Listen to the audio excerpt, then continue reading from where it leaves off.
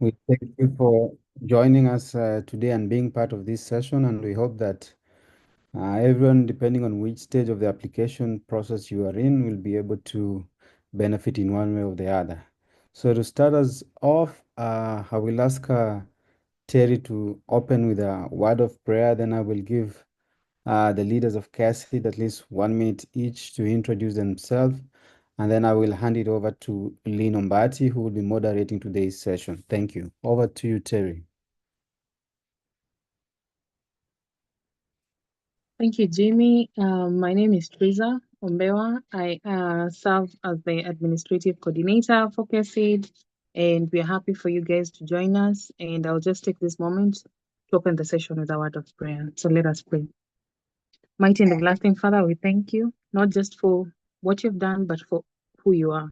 Jehovah, we thank you for this moment that we get to share, that we get to talk about the application process. And I'm praying that you go ahead of each and every applicant who is looking to put the application out there, Jehovah, that they're able to get as many nuggets from this session, Jehovah, they can positively use to make the applications better, Jehovah. We pray that you go ahead of them, and even the speakers tonight, Jehovah, may you use them.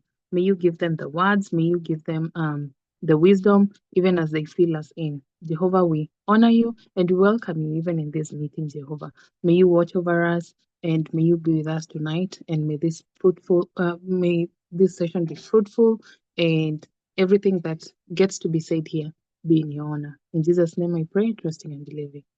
Amen. Welcome, everyone, and I hope you enjoy the session. All right. So I would ask the Kesid leaders to introduce themselves. My name is Jimmy Ochieng. I'm the president. And I would ask the others to also introduce themselves. And then once they are done, Lynne can introduce herself and then moderate the session. Thank you.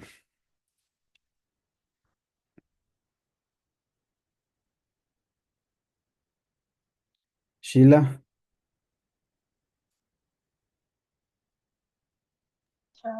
Hello everyone.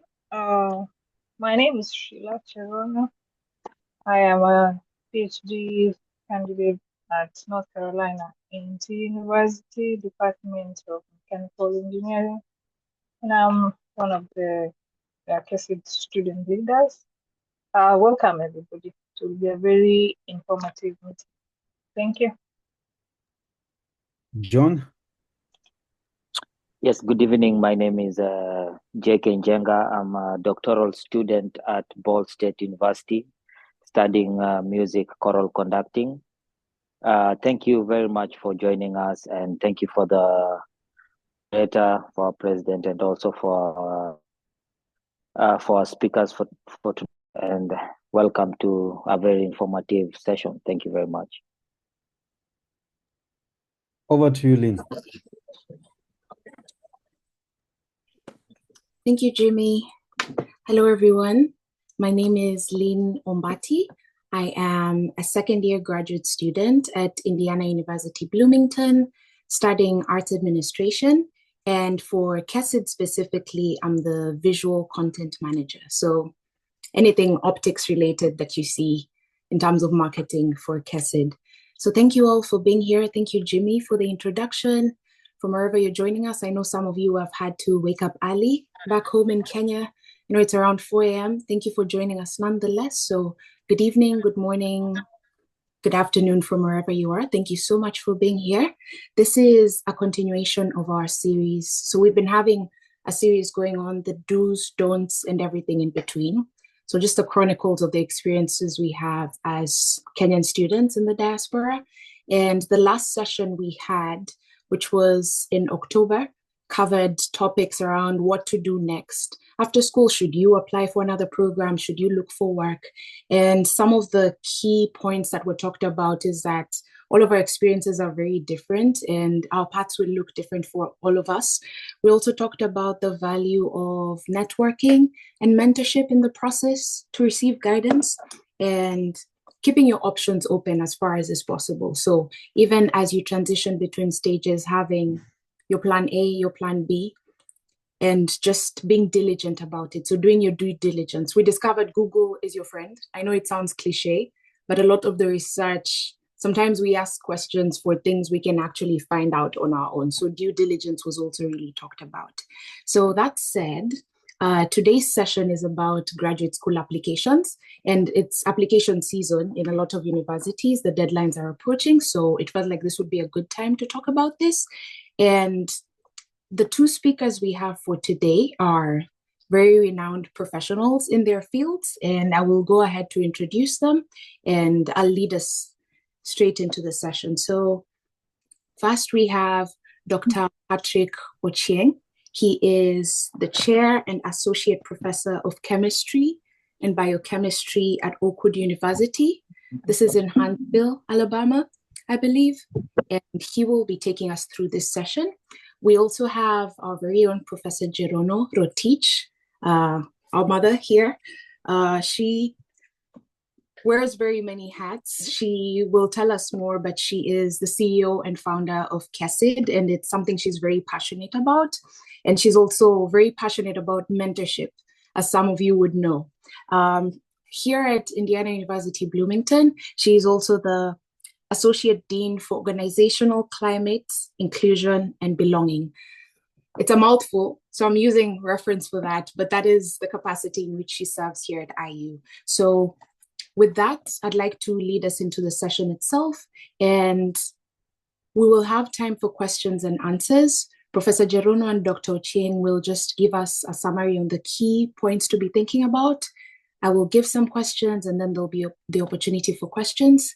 Feel free to use the chat box in the meantime. So to Dr. Ochieng, I believe you could go first. Could you please share with us your academic background and your application experience throughout your different stages of your academics? And you can also share with us what was most helpful for your applications and what are some of the mistakes you might have made in that process.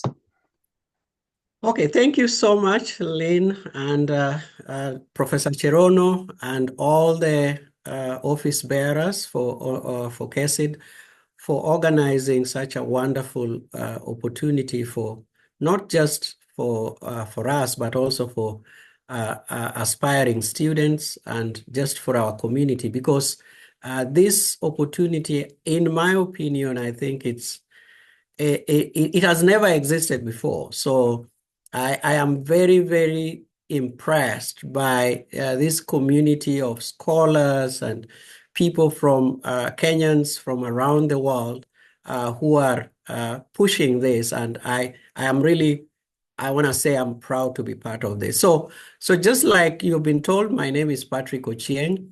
And just to give you a quick snapshot of where I'm coming from. So in 2001, I graduated from Egerton University with a degree in Bachelor of Science in Chemistry and Biochemistry.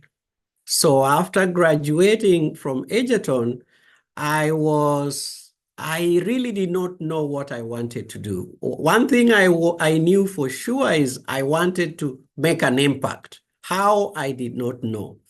So, like you, after graduating, you go out there looking for jobs. So I was very excited. I thought I was a very smart person, and I would just walk into GlaxoSmithKline or any of these companies, and they will tell me, you will be the manager.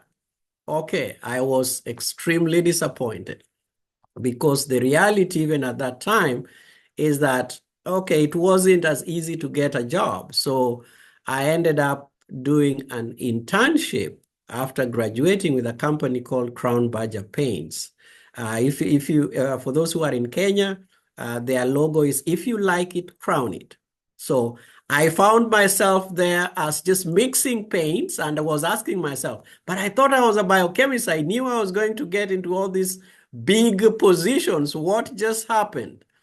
Okay, the reality checked in, and I think I'm grateful that I started from a humble position. In fact, maybe let me just share this. Many times you will be pushed to start from a humble position. Many times when we graduate or we come from those institutions, we are very arrogant. We think that we are the smartest people who the universities has produced. Then you go there, they tell you, no, that's you have to start. So I started from the very bottom. And it was in that environment that I found very talented Kenyans are actually people who are working there. They were equally smart. But we came up with a plan and they say, you know, my allowance was 2,000 shillings. I'm a graduate getting this money.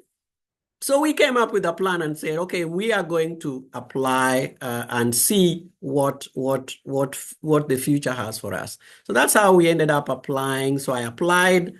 I did application to 3 institutions, one in the UK, another one in Australia, and the third one was Western Michigan University, which is in Kalamazoo, Michigan. And then I was able to be accepted. And not only was I was accepted with full scholarship or full funding, what I would call graduate assistantship. And then I came into Western Michigan, did a master's in chemistry, biochemistry, finished. And again, I thought, oh, I am on top of the world. So let me, any school that I apply to cannot reject me. Like, I have done all this work. Okay, here was my shocker. I did apply and all the schools rejected me. And I went back to the drawing board. I said, okay, what did I do wrong?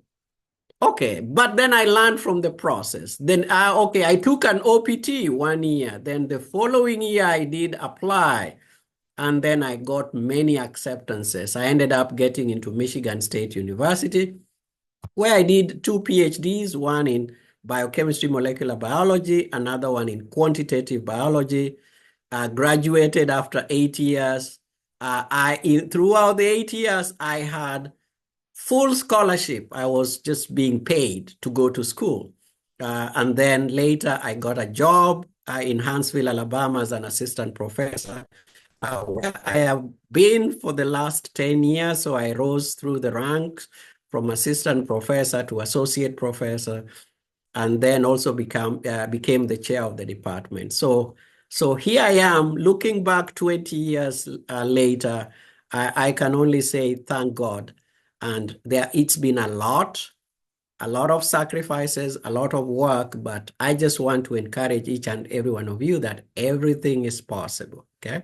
So I guess maybe that's a long answer to your question, but I'll be glad to answer any other questions that you may have. Thank you for sharing that, Dr.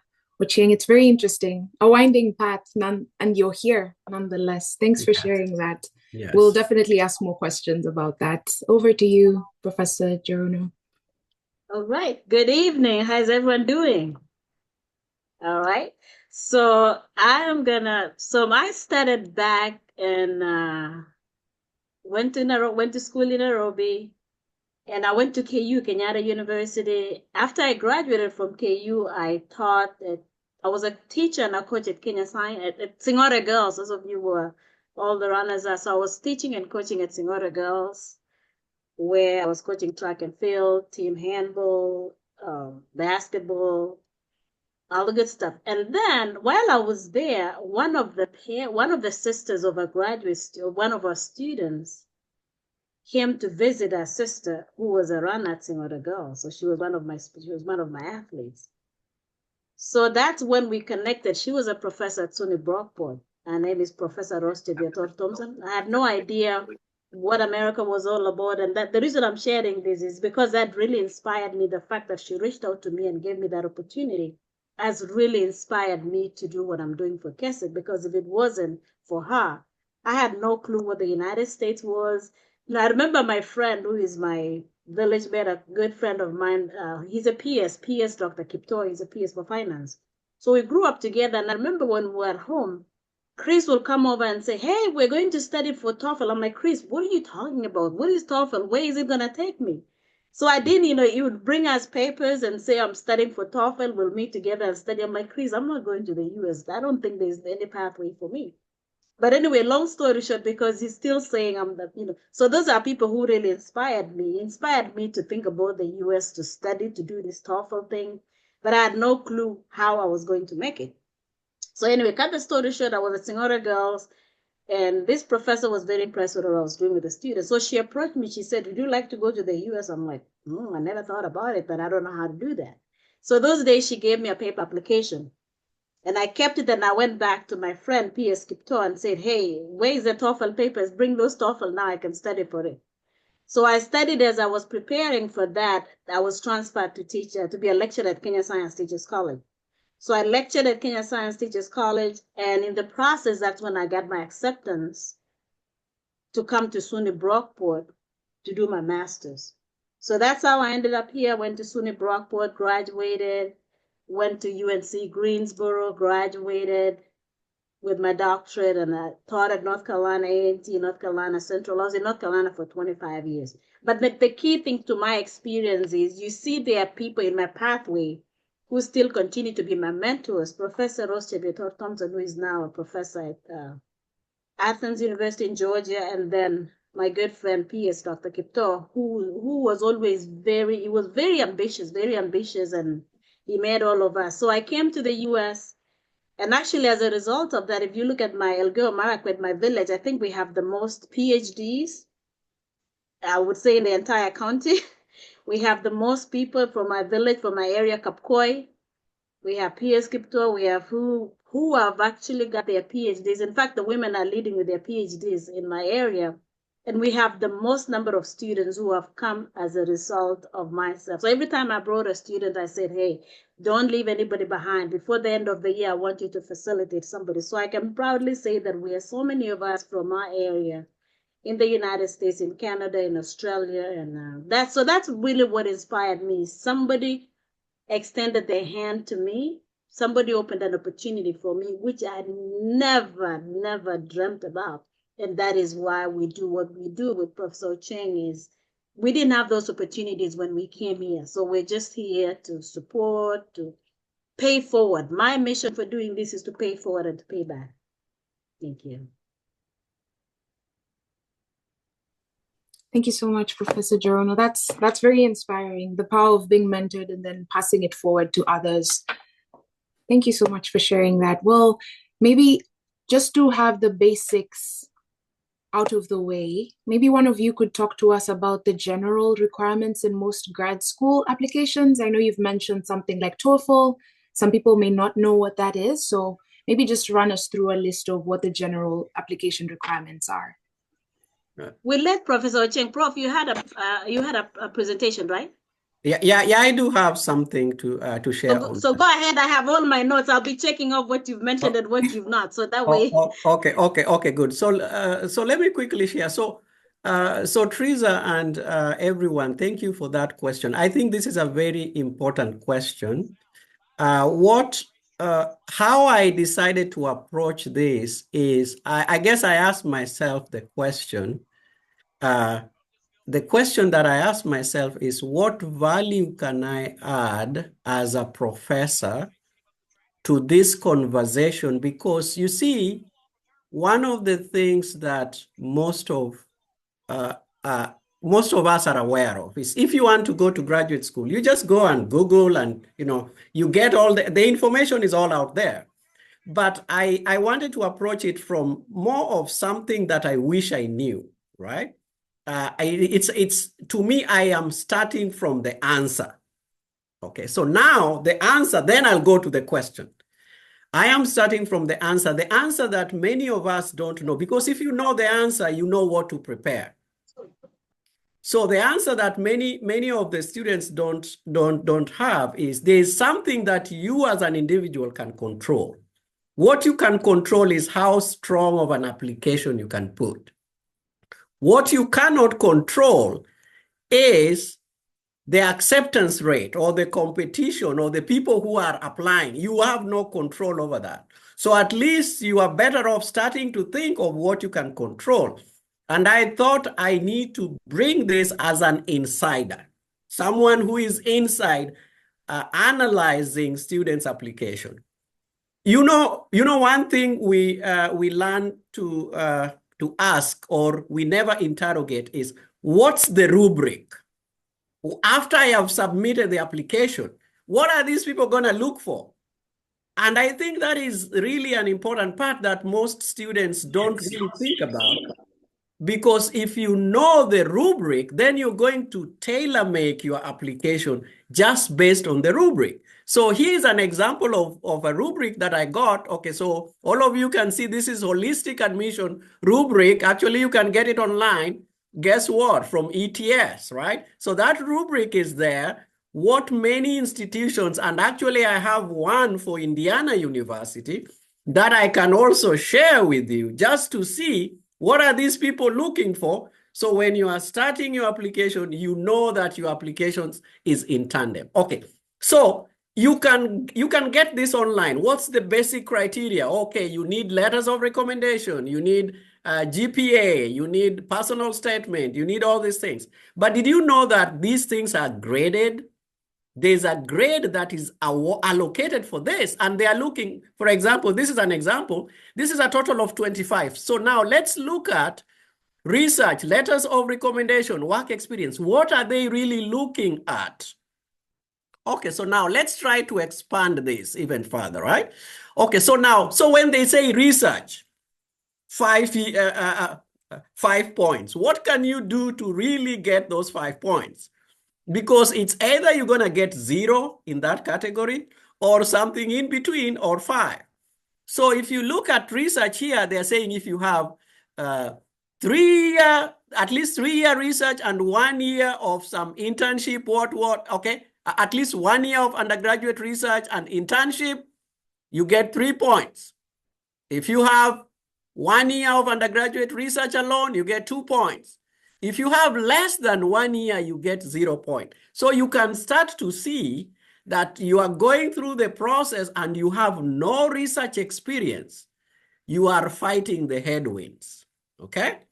Okay, then get to the letters of recommendation. Many of you just say, okay, you meet somebody, can you write me a letter of recommendation? You really never understand how important that is. So for the maximum of 3 points, if you got very strong letters, then you get all the 3 points. Moderately strong, you get 2. And then below average, then there are some letters that have red flags. So you want to know who writes. You want to be sure whoever writes your letter is not spoiling for you, because they might actually spoil for you. In other words, let me just tell you that there is an answer out there. There's a rubric that all you need to know is to look at it and tailor your application towards the rubric. Once you do that, you can actually grade yourself. After grading yourself, so there is the GPA. Some people ask, okay, what GPA do I need? You see how they, okay, 3.7 to 4, you have a 4, maximum 4. You have a GPA of 3.0 to that, you have a 1. Okay, maybe you are trying to apply and you have a GPA of what? You have a GPA of 2.5. I'm not saying 2.5 cannot be accepted, but you really have to compensate the points that you are going to lose by something else so significantly so that the net effect is what? Is strong. Some people might want to ask, do I need GRE? Okay, look in the rubric, actually they grade GRE. They look at, if you have GRE, analytical writing work, they have that grade. And then after they have computed everything, they now have, they cluster them into categories. They say, if you have 20 to 25, strongly admit. 19 to 17, admit. 14 to 16, probably admit. If you are below 10, you are dead on arrival. Probably deny or completely deny. So you can see how you perform in this rubric is going to inform whether or not you get admitted. And do you know, many of us really don't know this because we just put in our application and hope and pray that a miracle happens. Sometimes the miracle happens, sometimes it doesn't. But if you really work towards this, then it's going to be helpful. So that's just a generic rubric. So I got one from, actually, this is Indiana University, which the Department of Brain and Psychological Sciences and Brain Sciences, this is what they use. Very similar, right? You see, they are looking at research experience. If it is exceptional with evidence, so they probably have taken that rubric and using it to suit their purposes. So research experience is gonna give you good points. And remember, in that committee, there are like 4 or 5 people in the committee. So everybody is grading you, and then they will get an average, okay? So that's how they come to the letters of recommendation. Did you see that? Very strong versus moderately strong versus mixed letters, below average. That is gonna give you points depending on what you have. Some of them will include previous coursework that may be relevant. I think I'm receiving an echo from somewhere. Okay, coursework that might be relevant, maybe some of them will put it in there. Personal statement or statement of purpose. And I need to pause here and say, we are in the generation of artificial intelligence. Some of us will be tempted to just go to ChatGPT and have ChatGPT write your personal statement. Do you know what? All these things, before they come, we screen them for plagiarism. We screen them for AI, whether you have used AI. And the moment we see that, that's a red flag. Your application is dead on arrival, okay? So I just want to encourage you that the reason it's called personal statement is you want to make it personal as possible, okay? Those experiences that you've gone through that motivate you in a certain area, okay? Okay, and then in some areas like here, barriers and challenges. What barriers have you gone through? If they can read that and see that, okay, you've gone through significant challenges and you've overcome, they assess that in some of the cases. Mentorship, have you been involved in mentorship, leadership? Those sometimes will come into play. So I will share with you all these things. And there's also another even more comprehensive from Wayne State University, which now goes through the details, all these details. And so I won't bore you with, because it's just the same things, but they are using this for scoring purposes. And I just wanted to bring this because I thought this is usually the missing piece. I don't think the problem for many applicants is not knowing what the requirements are. I can run you through, everybody knows the requirements. I mean, transcripts, you need to have your transcripts translated, okay? GPA, all this, everybody knows the requirements. What people don't know is, how should I package my application so that when I go there, I can control for my application. I cannot control because in many times you are competing against many applicants. And if you can make your application as succinct as possible and as close to the rubric as possible, that will win you a seat on the table. So I think I will let Professor Jerono share what she has, but I still have additional information just in case you need more, okay? I do have something that I prepared in form of a PowerPoint. So at this time, I will stop the sharing just to let Professor Jerono chime in. Great, thank you so much, Prof. What I can add is I'm glad you pulled out the rubrics.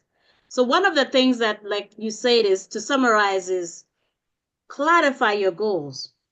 What is it that define your academic? What is your career goals, and how will school help you? So before you even apply, you need to make sure that you have your vision and your goals. What is it that you want to accomplish? Don't just go into graduate school blindly. So clarify your goals and your mission and write it down. Because when we review, like you said, Dr. Ochieng has been a chair, he's a chair, I've been a chair. And we are at the very end. Actually, we have a committee that reviews, and we have a big say on, you know, the final decisions. Research your programs thoroughly. Before you apply, do research on what. So once you know your goals, your vision, what is it that you want to do, then research your programs, research your goals, and see what you want to do. You know, many a times we get people saying, hey, I'm looking for a school in this. We don't really know what you're interested in. So do your research. Make sure that what you're applying for aligns with your academic goals and your programs and your vision. So really take time to review, to research, to see what is it that you want to do.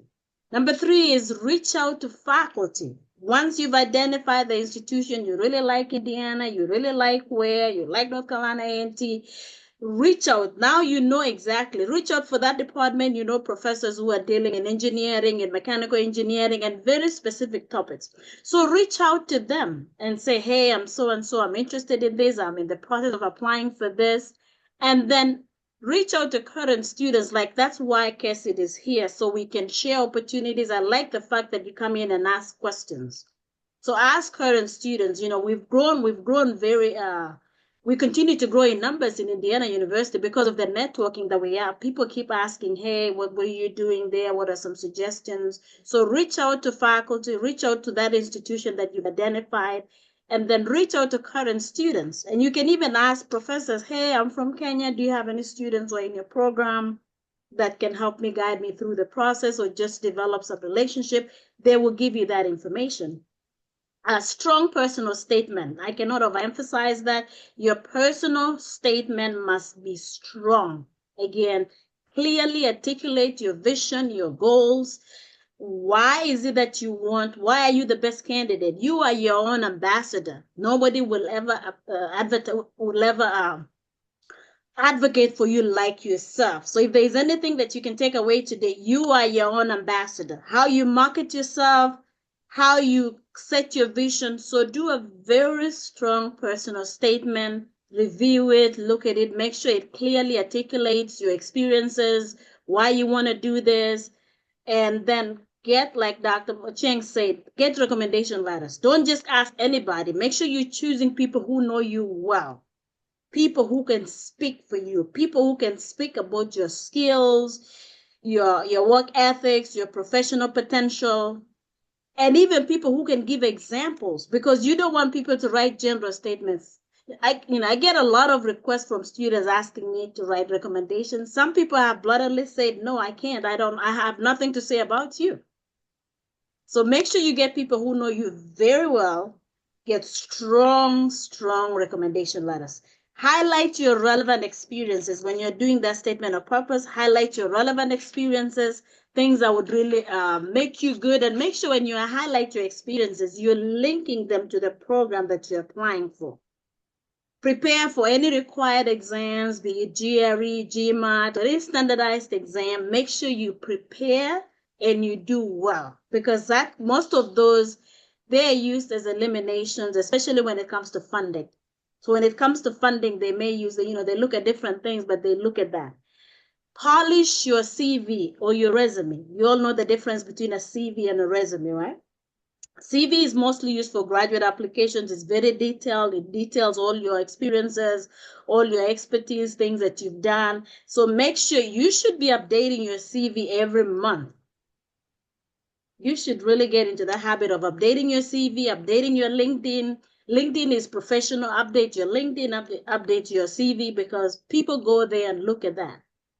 Keep it updated, polish it, make sure that it highlights your skills. Make sure it's very organized, it's up to date, your achievements, your skills, your relevant experiences. Be very, very concise, because when we are reviewing your statement letters, statement of purpose, your CV, your recommendations, we are very busy and we get a lot of applications, or reviewers get a lot of applications.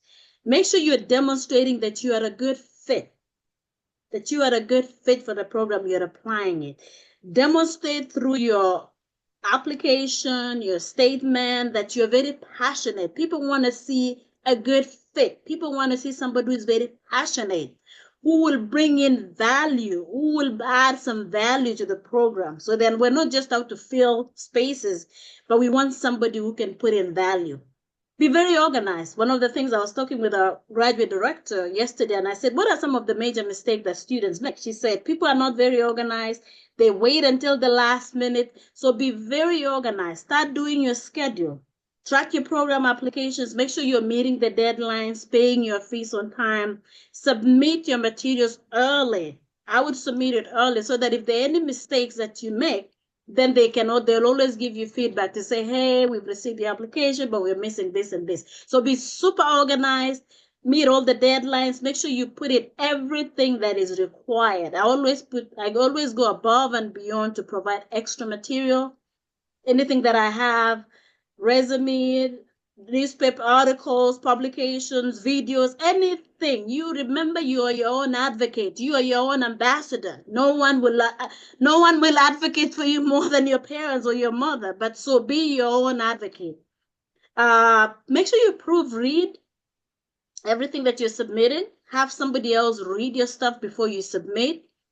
And then don't rush through the application. Take your time. Like I said, take your time, read it. And don't be afraid to ask questions. If there are things that you're stuck, don't be afraid to ask questions. You can email the admissions, they're super good graduate admissions staff and faculty. Email them and say, hey, I have a question, or I'm trying to reach out to this person. So never be afraid of asking questions. People are always here to support. They're ready to help. And then prepare for potential interviews. Most cases now, especially for PhDs, they have interviews. So after they read, so make sure you be prepared that there might be an interview, and prepare for that interview, making sure that you know what you put in your application. Do research on the institution, do research on the program, do research on faculty who are doing that, because most of the times the people who are interviewing you are faculty members who are interested in supporting you. And then for PhDs and masters, remember, most of the funding comes from graduate research. So again, prepare for that, and I will stop there. Oh, this is amazing. Thank you so much for what you've shared. I think this is a session where we have speakers that not only answer the questions asked, but they anticipate all the questions that will come and cover them. So because of that, I will go straight to what we have in the chat. There's some questions in the chat already, but please keep adding your questions to the chat. Dr. Ochieng, did you want to say something before we proceed to the questions? Yes, I do. I also do have just to add on to what Professor Jerono so well articulated. I also have just as a matter of FYI, a power, because I knew time would be an issue, so I did prepare a PowerPoint that can actually help highlight some of those things. Go ahead, Prof. Go ahead, Prof. I think that's okay. So where the questions that you need to ask. So what to consider, like, why do I want to go to grad school? Like Prof so articulately put it. How do I select the right program? What do I need to start applying? Will I need to take those standardized tests like GRE and so on and so forth? So I did prepare something here. So I'll just, like, I don't want to repeat what Prof said. What's your motivation? What impact do you want to make in your profession or in the community? So you have to start thinking of things like that. And this will probably inform your what? Your statement of purpose or personal statement. How do you select the right program and institution? Whether it's a master's or a PhD, consider the length of time and the degree requirements that you need. Determine which institutions offer you your desired program. And then, like I said, there are things you can control. What you can control, please make sure you do it well. What you can't, forget about that, okay? Then choose your schools wisely. And this is really where I thought I wanted to make it more practical. I would recommend, there are, I would say, 3 types of applicants. There is an applicant who is a US citizen applying for graduate school. There is an applicant who is already in the US who maybe is doing a master's and wants to do a PhD. Then there's an applicant who is in Kenya or in Africa somewhere who wants to come to the US. It is much harder if you are from Kenya trying to come to the US. It's much easier for those who are already in the US. So some of these strategies might work for those who are here and as compared to those who are out there. So what I would do is I would make a short list of 5 to 10 schools. Okay. Once you make that short list, then you list. Okay, so I would prepare a spreadsheet, and I tell my mentees this. One of my mentees is here. This is what I tell them. Please make sure that you prepare a spreadsheet, all the requirements for every school. What are the due dates? What are the available scholarships, and so on and so forth. Then I will tell them apply to at least 7 institutions. So one of the mistakes I made in the first, remember I told you that I applied, and there was a time I felt very arrogant because I was, I have all these qualifications. Then I applied to all top schools. Then they all rejected me. What I recommend is apply 2 top ranked schools, maybe in the first tier, 3 middle tier, somewhere in the middle tier, and then what I would say 2 safe schools. What's an example of a safe school? A good example of a safe school, and I don't want to say safe because it's low, it's not quality. Safe because you have less competition there. So for example, an HBCU is a very safe school. So if I knew of an HBCU, if you don't know what an HBCU means, historically Black college and university, if you apply there and you put a good application, more likely than not, you'll be accepted. And then like Prof said, apply early, submit before the deadline. So those are the requirements, like we all know, TOEFL and so on and so forth. And so the checklist, it's there in the internet. You can Google, you can see everything. But I just wanted to add to that voice that you can actually control your application, and by controlling your application, spend time. I hate to say this, but many times I see students who are not, they want to come to graduate school, but they don't want to do what it takes. So you have to spend time, have conversations with people who have been there, and have mentors, people who you can talk to, who can help guide you. Make sure that your material, someone proofreads your material. Most likely someone who is in a position to see any mistakes that you may have made. So I will just stop at that and hopefully address questions that come through. Thank you so much for that, Dr. Ochieng. Thank you for sharing that. This is very helpful. I hope we're all following keenly. I'll go to the chat. I know there's some questions asked there. And if you have any questions, just keep adding them to the chat. So the first question here by Vivian, and I think you had mentioned it, is how to get the rubric. Yes. I will actually share with you guys. I was trying to see in the chat. I know usually there's how you can share it in the chat, but I can't quite figure it out now because I don't see that button. But I will send it to Lynne and all the leaders. Actually, I have 3 different types, right? So they are comprehensive. Every school, what they do is they just make it suit their needs. And I saw a question, someone asking, there are programs that require you to identify a mentor. In fact, I have a rubric where they have that. They have that in their rubric. If you have identified the mentor and they feel that mentor is a good match, then they give you a higher score as compared to someone who has not identified. So it's important to know what the institution you are applying to requires, because more likely than not, they will tailor their rubric to match that, so that your job is to make sure that you hit every nail that you need to hit to increase your chances. Thank you. Interesting. Thanks for sharing that. I think if you'd like to share a file, right next to the chat box, there's a plus sign. And if you tap on plus, you can share a file, Dr. Ochieng, if that helps. But that's okay. We can always circulate it after the meeting. There's another question from Jane. How do you suggest students evaluate their GPA with organizations like WES? I suppose that stands for World Education Service? Yes. Yeah.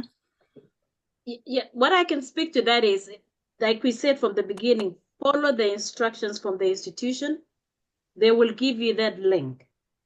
So again, most institutions will tell you where to send your applications, what organization to do that. And remember, these days, the transcripts have to come directly from your institution. So again, the key thing is don't decide for yourself, and those are the kind of questions, say, hey, what institution do I use? So just follow the instructions provided by their guidance that are very specific.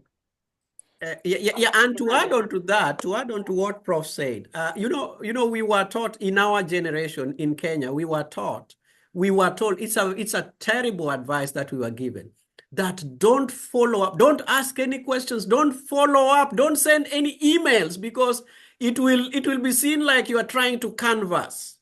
Oh, that's don't take that advice. In fact, when you ask many questions, keep sending emails to that chair of department or to that director. And you know what you're trying to do?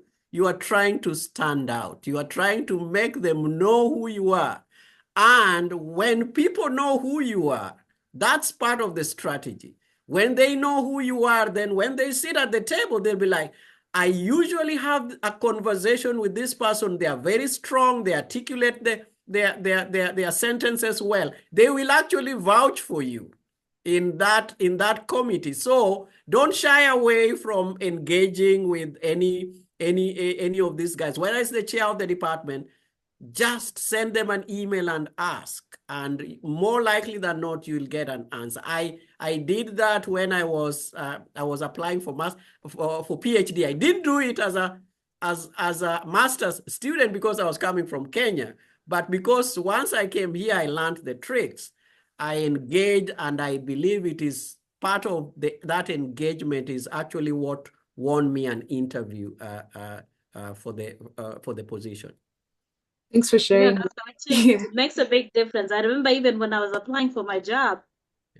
So the other day, let me go back to, so the other day I had a student, they had invited me to go speak to them. It was a pre-med students, and they wanted me to go and give them a keynote speech and the topic. So, but they stopped by my office. That was I was so impressed. I was like, oh my goodness, I'll do anything for you, for this group. I'll do anything. When I went to the presentation, I made sure I brought a lot of goodies and a lot of that. It made such a huge difference. And I told them, I'm here to support. And then I remember going back to my job when after I graduated, there was no opportunity. So I just walked to the chair's office with my resume. I said, hey, I just stopped by here. I graduated. I know you have no positions that have been advertised, but just in case anything comes up, here is my CV. That was it. She called me the next day. She said, wow, you stopped by? She called me and she said, I'm going to make a position for you. And that's how I ended up, and the rest of this is history all the way. So just that personal connections makes a huge difference. That's what those are people, we call them sponsors. They become your sponsor. They speak on your behalf in boardrooms. They said, oh, I know this person. I know this student. So take advantage of that and don't be shy. Yes, go ahead and ask your question.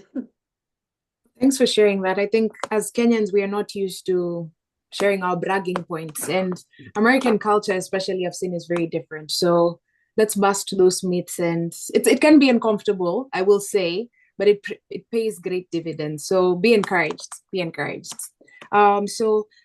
There's a question that I think has been answered about prospective PhD students, and if you're required to first identify a faculty advisor before admission. I presume it's been talked about. That'll depend on the program you're applying to. So just find out what the specific requirements are from the institutions you're applying to. But if you feel like this question hasn't been answered adequately from the person who asked it, kindly let us know. we'll be on the lookout for that. There's also a question, how do I have my transcript evaluation if I've done my bachelor's or master's abroad? Do I have to do a transcript evaluation if I have done? Yes, so that's a yes. Yeah. In many What is abroad? Abroad means what? Abroad means here or Kenya? Oh, someone actually, it's a follow-up in Europe specifically. In Europe specifically. Yeah. I guess the answer to that question is this. And I think I need to make this distinction. There are people who may have gone to schools even in Kenya that have the American system.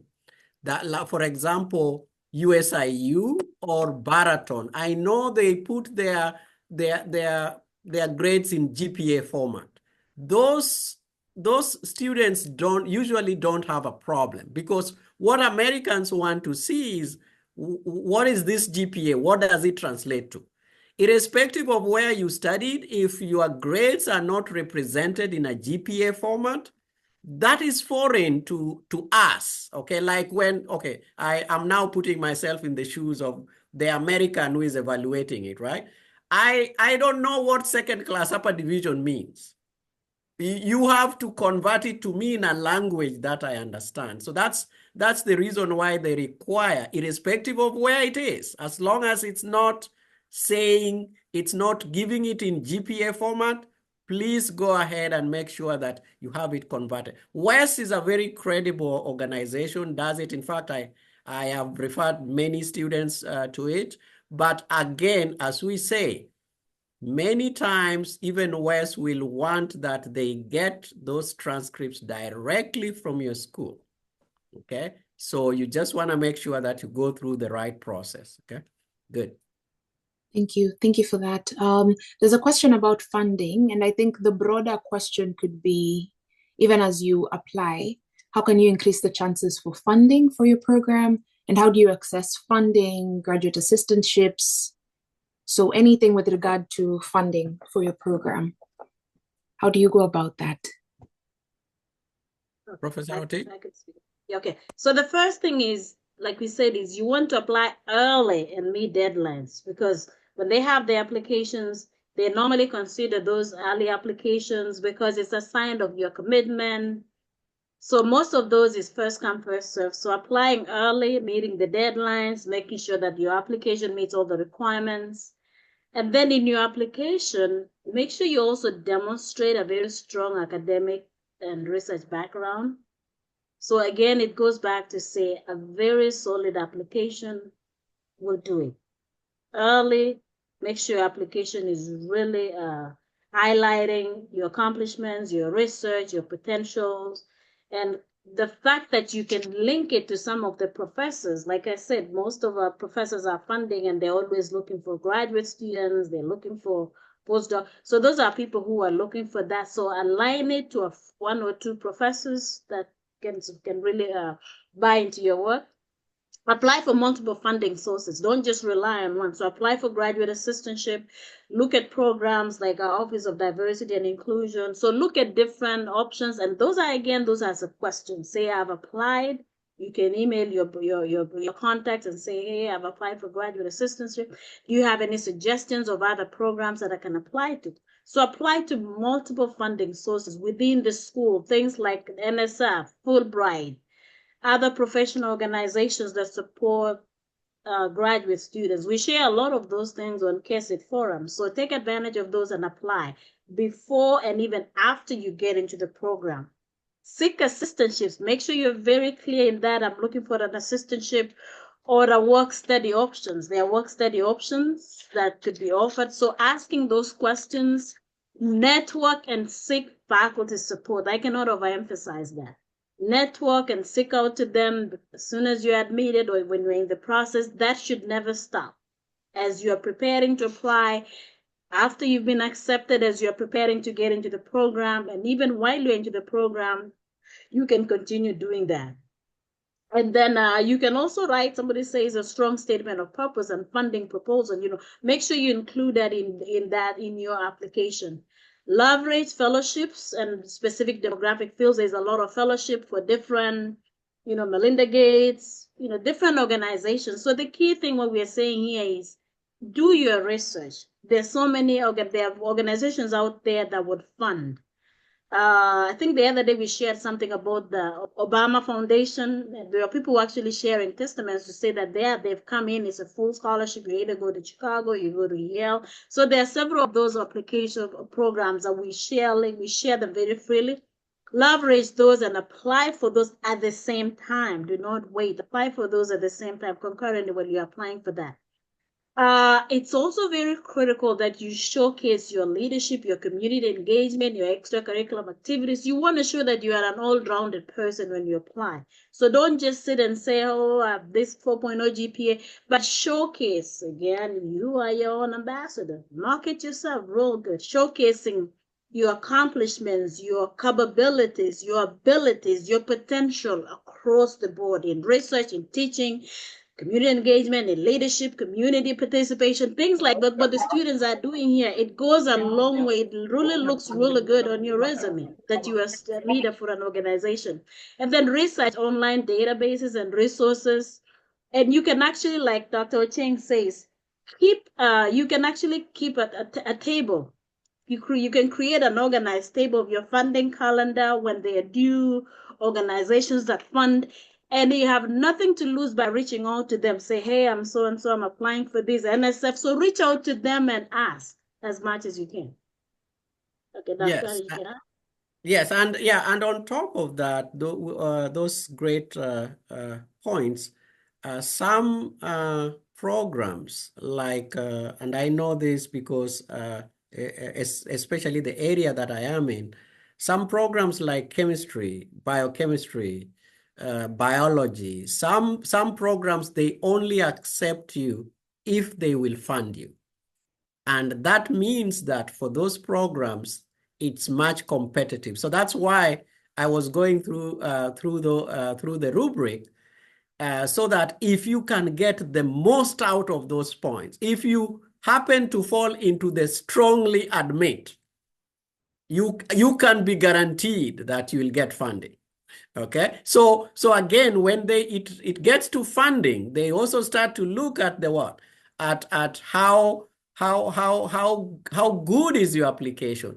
Remember, and I tell students, if all you are giving us is a good grade, then it is gonna be a terrible application. Okay, so an application is not just about grade. Oh, I got a 4.0, but then nothing else to show. You have to be able to be all-rounded so they can see that you have these leadership skills, you have these research skills, you have all these things. You have been in clubs, you have presented in some conferences like we do in KESA. All those things, please make sure that you put it in your CV or in your resume, so that when you are applying, those really boost your resume to the extent that you stand out. So again, funding and the competitiveness of your application, they are directly intertwined. If you don't present a strong application, okay, take it for a second. If it was you, where would you want to put your money? Do you want to put your money to someone who has not even finished the application? The communication is so disjointed. Would you want to put your money there? Absolutely not. So you also want to put your money to where you see promise. So you have to present that promise. And once you present it, money will follow. Thank you for sharing that, Dr. Ochieng. I know some questions have been answered in the chat, so just take a look at where you dropped your question and we'll keep going through them. And if you'd like to get the follow-up materials, I encourage you to fill in the survey so that we can share all the information to your email. So if you'd like to receive the materials, please, at the end of the session, fill out the survey. The link is on the chat. There's another question here. I think this might be a simple answer. If there's a difference between a personal statement and a statement of purpose? I would say yes. It's the emphasis, and actually you can Google this personal statement, just like the name say. They want to see if you are a good fit for the program, right? So what is it about you as a person that you need to bring out, okay?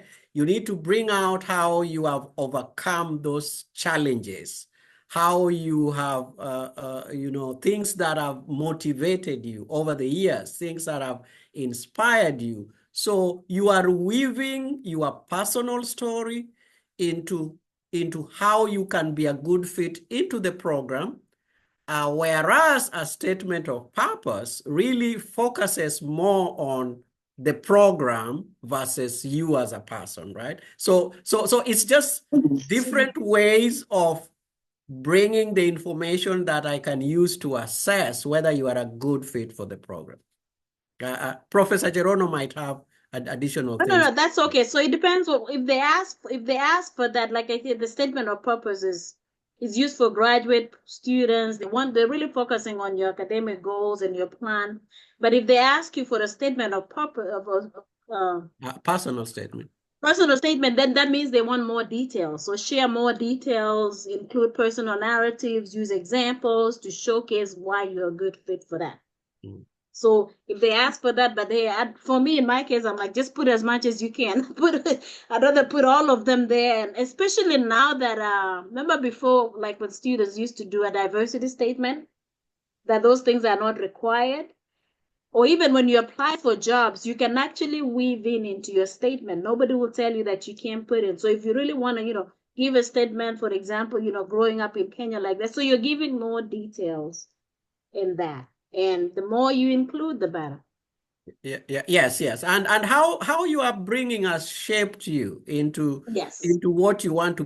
Those are unique stories that you only you can tell. That's why I said if you go and do it on ChatGPT, then you are really putting a nail on your coffin without you knowing, right? Because you have a beautiful story that people want to read. And that beautiful story, weave it into this thing that you are applying to, and how all that is going to fit into the challenges that or the impact that you are going to create in your community and in the society at large. So it's just important to know that. The other thing I wanted to say is realize that there's also word limits. Okay, so sometimes don't make it too long. Sometimes they'll say not more than so many words or more than 2 pages. I would be like, if you are starting to go beyond 2 pages, then your statement of purpose or personal statement is now getting too long. Again, remember, these guys are busy like me and Professor Jerono. They don't have time to sit there, read 5 pages of a statement of purpose. Lynne, I'm going to add something quick because I think from the feedback that we got last time is we just want to also include the undergrad. So one thing with funding is if you're an undergrad or regardless of where you are, look at the types of funding that are available. Also consider the total cost. So we've had some people who come in, they said, hey, I received 50% of partial funding. Make sure you really factor in, consider the total cost of attendance, because some people think, oh yeah, I got 50%, but that does not include your books, your living expenses, your everything. So look at those and consider, be very diligent and weigh the pros and the cons. Like I said, we've had so many calls for students who come in. They're like, oh, I got 25% funding, so I thought I'll be okay. But that was only towards your tuition. So again, look at those and really make sure you're meeting that. If you are applying for funding, apply for funds that you meet the requirements. Make sure you're checking, is it for citizens? Is it for this? There's a lot of funding. They're funding for left-handed, right-handed, this and this. People are different. So make sure you meet the funding requirements. And then we've had some people talking about loans. People have been considering loans, or that is a last option. Look at the loan repayment and deferment options. Be very careful that before you get into any loans, before you seek any loans, that you really understand what is going on. I was talking with a student the other day, somebody, and I don't want to be very, but the funding there, what they were required to pay was over $90,000 US. That's a lot. But you're already stuck. You've already come in, you've already moved here, and all of a sudden you realize that funding, whatever they gave you, is not enough for you to do anything. So look into those things and be very careful with, and ask questions. Like I said, ask questions. Thank you so much for that, Prof. There's a question here. Could you please talk a little about accommodations, especially if you don't know anyone in the US? I'm not sure if that question makes sense, but one of you could tackle that, please. Yeah, okay. So I guess the person is asking indirectly, is the school going to accommodate you? The answer is no. You have to look for your own accommodation, or then there are, if you are an undergrad, there are usually dorms where you pay money and they will be glad to accommodate you in their dorms. In some schools like Michigan State, where I went to, they also had accommodation available for graduate students and maybe postdocs and research. They have it available, but again, it's given on first come, first serve. So depending on the institution that you are going to, you need to look around, make sure that you somehow get through your connection. If you can find some people who are there, they can give you more information about what are your accommodation options. It's usually location dependent. So I guess that's not a question that can be answered by a broad brush, because for example, at Western Michigan, where I went to, there was on-campus accommodation. Then another school, there is no on-campus accommodation. You have to look for your own. So it varies from one to the other. You just need to look and check around for your specific institution. You know, one thing that I'd like to add on that is, and I want to give a lot of kudos to Makobi. Makobi is a king he does a very good job with connecting students and helping students. Reach out. I actually had a student there that I was very impressed. He was in Kenya. He got into an IU school and he reached out. He said, I've just been accepted.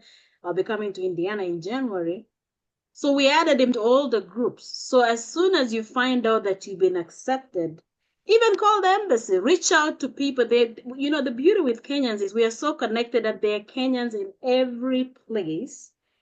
You know, and so reach out to those people and they will guide you. You know, I remember meeting a lot of students here who are new. I was like, how did you get your accommodation? Makobi, you can tell us how you do that. So having those connections, there are people who are a blessing. They will reach out to you. They will connect you. Makobi, you want to add something to that? Because I know you've done an amazing job with that. I always tell them, go to Makobi. He knows where to take you.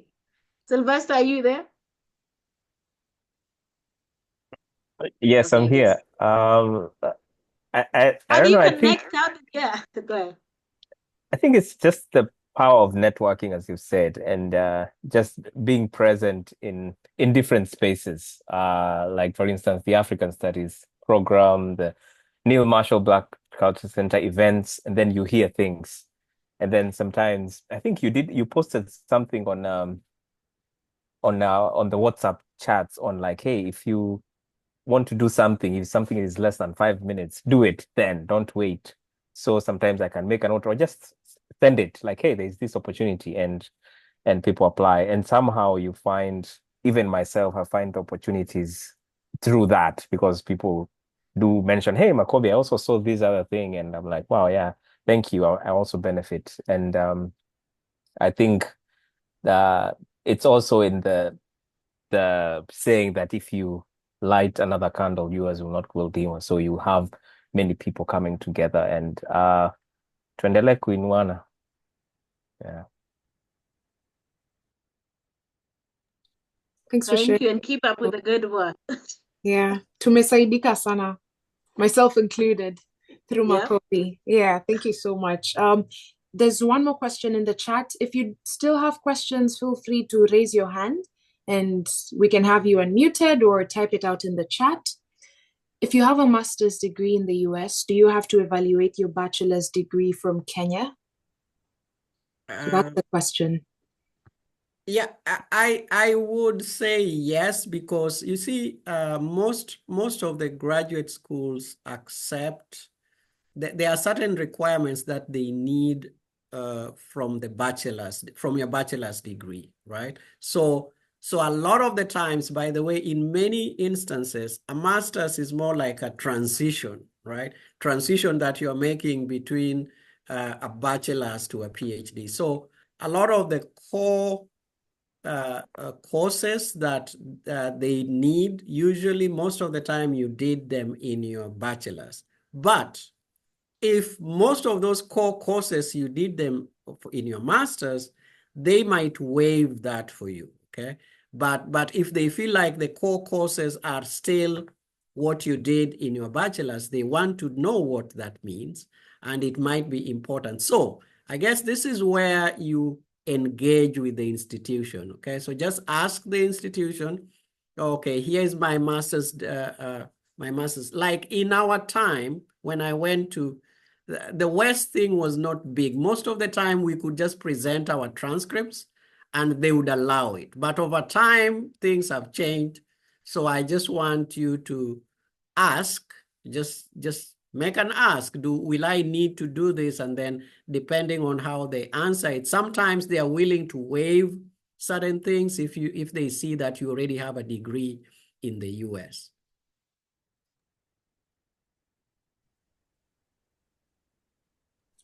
Did you want to add to that, Prof? Yes, I was gonna add something on that I had on my notes here. Yeah, I think Prof has covered it well. That's a very self-explanatory request. That's a self-explanatory. Just talk to your institution, because those are some of the things that could put you off if they do the checklist and they don't have that. You know, I remember the other day I was applying for my job and they still asked for my undergraduate transcript. I was like, what?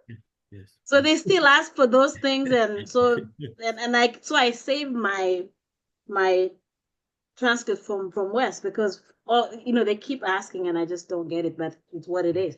I just wanted to go talk about something a little bit on the recommendation letters and who you ask for your recommendation letters. Those are really key. I've seen that even now when we're going through different positions, even for tenure and promotion. Make sure you get a recommendation from somebody who's very, very familiar with your work ethics, who's familiar with your strengths and your capabilities. Also get somebody who is relevant to your field of study, because we always get people saying, can you give me a recommendation? I'm like, you are an engineer. I am in public health. This doesn't fit. So make sure you get somebody who is relevant to your field. And that goes to say that build those relationships, whatever program you are in, if you're in undergrad, if you're in master's, if you're in PhD, build those relationships with those people, because you will need them. Make sure it's somebody who is supportive of your goals, who is supportive of what you're doing, somebody who is reliable and responsive, somebody who is respected in the field, especially if you're applying for funds. There's some recommendations that you get and they're like, oh, wow, they were recommended by so-and-so. So get somebody who is highly respected in your field. When you're requesting for that recommendation letter, the worst thing is when you have a low, give them plenty of time, give them deadlines, and then provide them. What I don't normally get is give them your updated CV, give them your brief summary of your goals, your statement of purpose, your personal statement. That is very key, because that would help them to write a strong letter.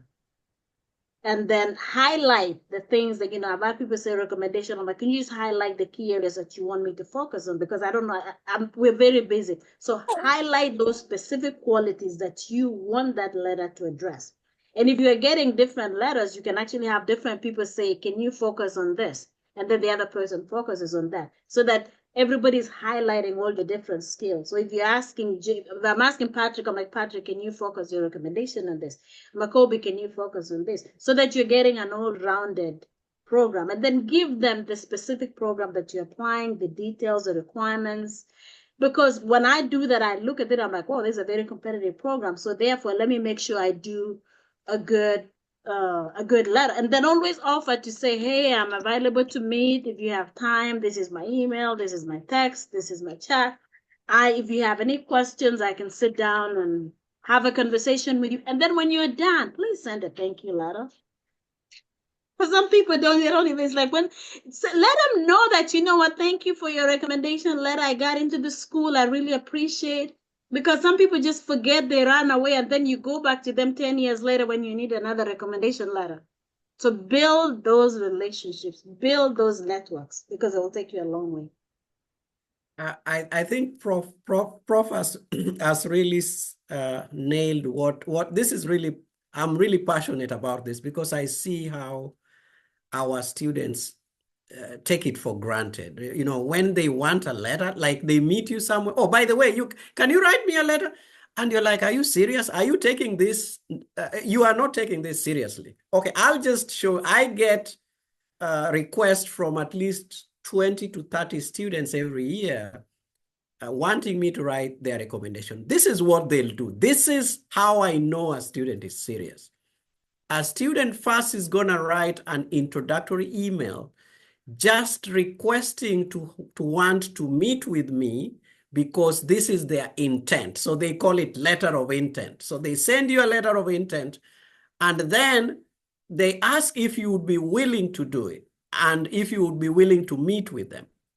Then the next thing is they come to your office with a portfolio, with a folder.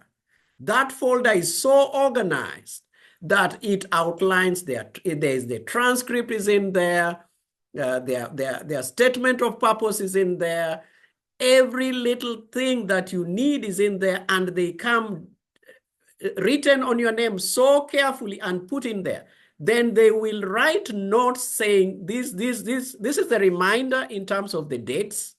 So again, they give you at least 1 month's notice. Okay, so it's not like I need it tomorrow. They give you 1 month and they write, and almost every week they send you a polite reminder that, okay, you know, that is how I know this is a serious student. Guess what I'm gonna do writing their letter? It's gonna be an extremely strong letter. But I meet with you, it's like, I want a recommendation letter and I need it tomorrow. So it's really etiquette. Most of it is etiquette. And I think one thing I like with, most of people who have grown here is they have mastered the art so well that they know how to tailor their things to their needs. I want to challenge you guys as students here or even in Kenya. When is the last time you went to visit your professor, just to go to their office so that they can put a face? Because you will say, I need you to write a letter. I am asking you because you taught me a course 2 years ago. They don't even know you. Guess what? They will reluctantly say yes. And guess what? They'll write a mediocre letter. When they write a mediocre letter, that will work against you, because most of these schools, you waive your right to see. You waive your right to see the recommendation. So you really never know what they submitted. So I just want to challenge you. One thing you should take with utmost seriousness is recommendation letters, because that's the person who is vouching for you. If you deal with them casually, they will also write a casual letter for you. But if you deal with them with like, this is so serious, they will write a very good and strong letter for you. Thank you. You're muted, Prof. Oh, sorry. I think there's another question from Jimmy that says, what advice do you have for students who are unsure about which programs to apply to? So the first one is really, like I said, what are your goals and what is your vision? What is it that you want to do? So reflect on your goals, reflect on your career goals. What is your dream? What is your dream job? What is it that you want to do? And then find research on that area, research on those institutions, find a program that is reputable, look at rankings, Also, location is very key. Where do you want to go? Do you want to go to the south? You know, like I remember when I went to, when I completed my master's program in New York, I got into 3 institutions. I got into Columbia, the Ohio State, and North Carolina. I was getting ready to run out of it. It was too cold. I said, I am not going back to no Midwest. Now I'm in Midwest. But I was trying to run as far south as I could. So the location to me was very key. College campus, that's why we say that networking is super key. You know, the college campus, the culture, the community. If I did not, when I came for my interview in Indiana, I was in tears when I walked out of my room, when I checked out of my hotel and walked into a conference in the reception where I met about 10 Kenyan students. That was it for me. I was like, wow, thank you, Makobi, for organizing that. He put together, I'm like, oh my goodness, look at all these Kenyans in the middle of nowhere. So that really, again, the campus, the location, the community, look at the financial support. You know, what funding do they have? You know, what funding opportunities do they have? Do they have any scholarships? Do they have any programs? Also, their structure. You know, there's some programs that are online, that are face-to-face. Is that what you want to do? Do your programs provide flexibility and, you know, resources that are offered in that institution, alumni networking and career support? So there's so many things that you really want to look at it. But the main thing is really you. Do you? What is it that you want to do? Because it is an investment. Once you get into that program, we have to work very hard. It's an investment, and you have to really give your 101. You can't just go in there half-minded. You have to give your best. Especially for us who are minorities, you have to work very hard to prove yourself. So make sure you're ready, you're prepared, psychologically, mentally, physically, financially, and you know for sure that this is what you want to do. Then go for it. Thank you, Prof. Absolutely. That's key. That's key. So I just I think quickly I wanted to someone shared something that it's a question I saw from iPhone, whoever that iPhone is what if my research interest doesn't align so well with the faculty members in the department and that I'm interested in? Do I have to change it to fit in? So I do have, and I get these questions from time to time. My quick advice is this. I tell students, so, and here's an example I'll give just for everybody's, as a demonstration. I was passionate about malaria research because I came from Kenya, where in an area where malaria was a big problem. So I thought, okay, I just want to, where it says malaria, that's where I want to be.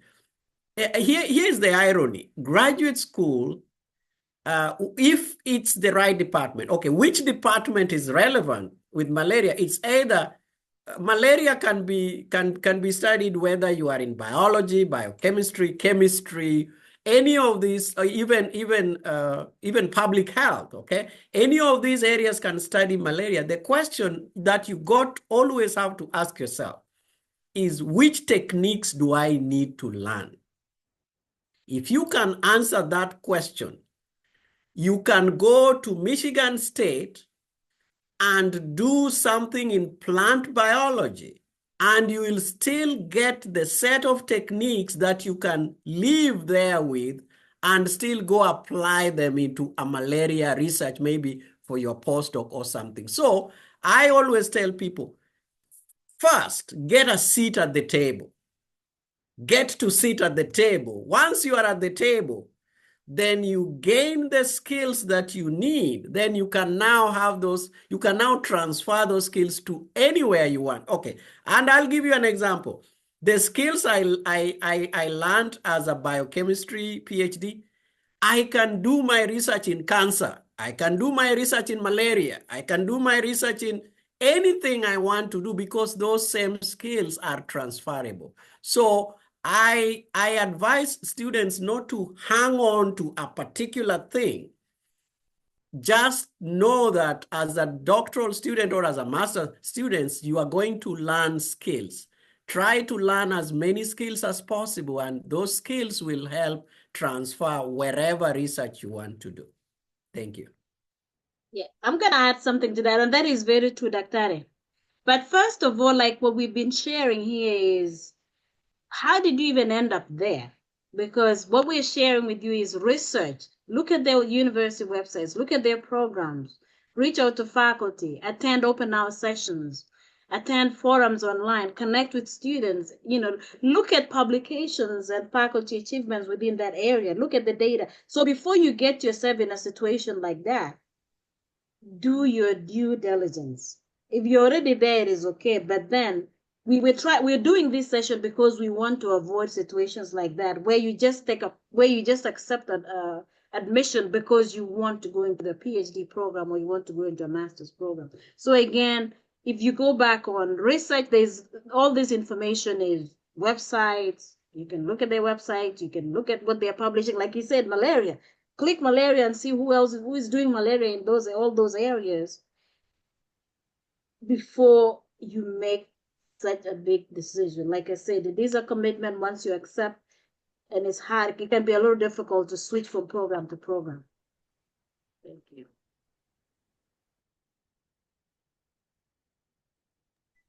Thank you for that, Prof. And Doc. I know there was a hand up. I know it's no longer up. Was it Maria? If I'm not wrong. Maria, are you still here? Yeah, I'm Maria. I know Prof can't remember, but I sit on the board of Kesid. So you're muted. Not bad. Thank you. Good to see you, Maria. Thank you so much for joining us. Yes, I'm at work. So I'm on the board. I'm the only student, not student, but former student, who's not a professor or a doctor. So sometimes when we get together, it's so intimidating because everybody's a professor, a doctor, and all these things. But I wanted to touch on what Prof. Ochieng was saying. It is very true. I came to the States in 2004. Between my KCSC and coming to the States, I first came for a church conference and I went back having made up my mind that I'm coming back to school here. And so I had the first thing, what Professor Ochieng was saying is have as many skills as possible. So I have 7 languages that I'm fluent on. Arabic, French, all that stuff. So I had a certificate from St. John's Ambulance. I had done Taekwondo. I did everything. So the first thing I came was that I interpreted without papers for the U.S. Embassy, U.S. Army. It's near the school where I was. The second thing is a friend of mine had told me that find schools where nobody knows where it is. North Dakota, South Dakota, Utah. So I live in the state of Idaho. Nobody knows where that is. But Prof and Dr. Mushai and everybody else, they know this. And I've given them my story and how I ended up here. But I ended up here, I did my master's and they retained me. When they retained me, one, I'm a minority. There's 1% Blacks in Idaho. So they don't want you to leave the state because you're bringing so much to them. And when I got to the point where I knew that I'm not just an employee with just a job, JOB, it means just overboard. I needed to be a business owner. They gave me incentives. Guess who I went to back for recommendations? My professors. So I'm back, I'm going back. I didn't have a problem with accommodation because I came to school. One, I was a minority. So I almost got free accommodation. Take advantage of some of the states that have 1%, 2%, 3% Blacks. It's not, there's nothing wrong with that. It's still today, I see Black people and I go say hello and find out it's a Kenyan or it's a nurse that was brought by these programs that are bringing nurses. Now there's much more people. When I first came, I was among the first few. And I wanted to go to California. I wanted to go to Seattle, which is like 45-minute flight from where I am. But the incentives they gave me when I did my tax returns, they gave me tax breaks. That has kept me here in this state. So having people like you could talk to, having a rich background of a networking. So anytime I feel like I'm craving to go where Kenyans are, I just book a flight and I leave. It took me 3 years to get my citizenship, and not because I didn't have to wait, it's because there was nobody at the immigration office. So I used my business, which is I ran a home health and hospice business, and it took care of especially people coming from Afghanistan that spoke Arabic, that there was nobody who was doing that. So immediately I was thrown into a business environment. I had never even had a job. I was a student throughout, but the environment pushed me because very few people understood the potential that I had. But I came in this country hungry for an opportunity. All of us know, coming from Kenya and the environment there, I didn't come from a rich family. I came from an average family, but I've made it this far. I'm a single mother today. Raised my children here, both of them. It's not like I don't want to get married, but the stakes are so high for me. You find yourself being like, no, I don't want to. And you're going to get there, students, you're going to get there. After school, there's life, but it depends on where you are and all those things, because you can, even like Professor Ochieng was saying, even inviting your professor, not just going back to his office, even when you have your wedding, you have your children. Those are the pillars in your life that you're proud to go for. Remember, we are miles and miles away from home. So that professor, that friend, that Makobi guy, God bless his heart, they become family, you know. And then lastly, like Professor was saying, look at the websites. Look, I've worked with some students that get to America and find out that the college they were coming to has been blacklisted by the government. It's not a genuine college. It's there to siphon money from colleges. And so do your homework as an international student. I hope that helps somebody. Thank you so much, Maria. It's nice to meet you virtually. Go ahead, Prof. Go ahead. I was just saying thank you, Maria. Thank you. We appreciate you. I'm going to come visit you soon. Okay, I'm going to stop the recording so people can ask their questions. I want people to feel free to ask questions. So I'll stop the recording. Are there any questions? That said, let me